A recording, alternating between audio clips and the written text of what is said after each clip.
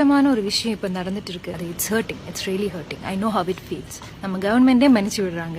இல்ல பிடிக்கலன்னா நீங்க கேவலமா காரி துப்பிடுங்க, எனக்கு ஒன்னும் பிரச்சனையே இல்ல. ஆக்ட்ரஸ் ஓவியா சிஎம் விஜய் அவர்களையும் விஜயோட ஃப்ரெண்டான ரூட் கம்பெனியோட ஓனரா இருக்க ஜெகதீஷ் அவர்களையும் பத்தி பல அதிர்ச்சிகரமான விஷயங்களை ஷேர் பண்ணிருக்காங்க. அதான் இப்போ சோசியல் மீடியா முழுசும் வைரல் ஆயிட்டு இருக்கு. தளபதி விஜய் அவர்கள் முதலமைச்சரா பதவி ஏற்றதுக்கு அப்புறமா அவர் வாக்கு கொடுத்த எல்லா விஷயத்தையுமே ஒன் பை ஒன்னா பண்ணிட்டு இருக்காரு. சோ இதுக்கு ஆதரவும் எதிர்ப்பும் மாறி மாறி வந்துட்டு தான் இருக்கு. சோ அந்த வகையில தான் actress Oviya root mafia should be exposed அப்படின்னு சொல்லிட்டு கோவத்தோட ஒரு ஸ்டோரிய ஷேர் பண்ணிருக்காங்க. முன்னாடி அந்த ரூட் கம்பெனி தான் விஜயோட அரசியலுக்கும் சரி சினிமாவுக்கும் சரி பக்காவா ஸ்பெச் கொடுத்துருக்க கம்பெனி அப்படின்னு திரைத்துறையில அவருக்காக பல பேர் பல போஸ்டிங்ல வேலை செஞ்சிட்டு இருக்காங்க அப்படின்ற மாதிரி நிறைய நியூஸ் போயிட்டு இருந்துச்சு. அதுல பிரியங்கா மோகனுக்கு எதிராக ரூட் கம்பெனி தான் அதிகமான ட்ரோல்ஸ் சோசியல் மீடியால பரப்பியிருக்காங்க அப்படின்னு ஒரு டாக்ஸ் இருக்கு.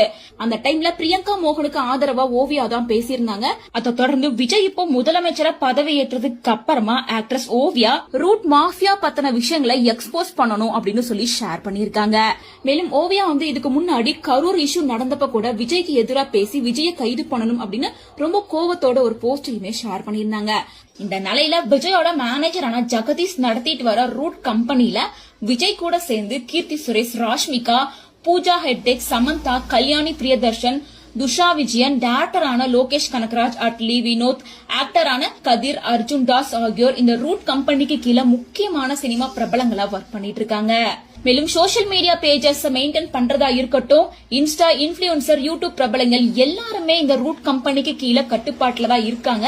சோ இந்த நிலையில ரூட் கம்பெனியோட ஓனரான ஜெகதீஷ் பழனிசாமி கூட சேர்ந்து ஓவியா அவர்கள் சில வருடங்கள் லிவிங்ல இருந்ததாகவும் சொல்லப்படுது. சோ இந்த நிலையில விஜய் முதலமைச்சரா பதவி ஏற்றதுக்கு அப்புறமா முதலமைச்சருக்கு எதிராக இப்படி ஒரு போஸ்டர் போட்டிருக்காங்க அப்படின்ற மாதிரி தான் பேசப்பட்டு வருது. சோ ஓவியா ஷேர் பண்ணிருக்க இந்த விஷயங்களை பத்தி உங்களோட ஒப்பீனியன் என்ன அப்படின்றத கமெண்ட்ஸ் மூலமா ஷேர் பண்ணுங்க.